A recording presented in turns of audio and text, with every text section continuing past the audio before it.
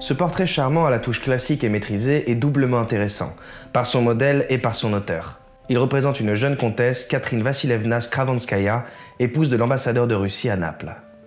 Elle a 29 ans et déjà un étrange destin. Elle fut en effet la maîtresse du prince Potemkin, mais aussi la demoiselle d'honneur de son épouse, l'impératrice Catherine II de Russie. Quant à l'artiste, il s'agit d'Élisabeth Vigée-Lebrun.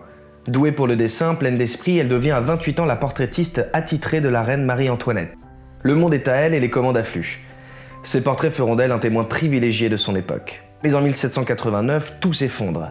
La Révolution chasse Élisabeth hors du royaume de France. Pour continuer à vivre et élever sa fille, elle chemine de cour princière en cour royale sur les traces de l'aristocratie européenne. C'est à Naples, en 1790, qu'elle peint ce délicat portrait à la demande de l'époux de la comtesse.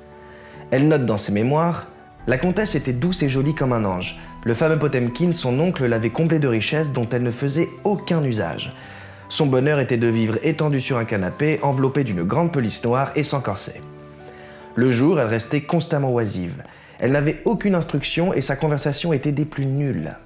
En dépit de tout cela, grâce à sa ravissante figure et à une douceur angélique, elle avait un charme invincible. » Tout en étant fidèle à ses impressions, Vigée-Lebrun a su flatter son modèle. La comtesse rêveuse tient dans sa main un médaillon avec le portrait de son époux. La touche expérimentée de l'artiste nous montre à la fois la délicatesse de son teint, la chevelure soyeuse, l'éclat nacré des perles et la préciosité des étoffes dont elle est parée.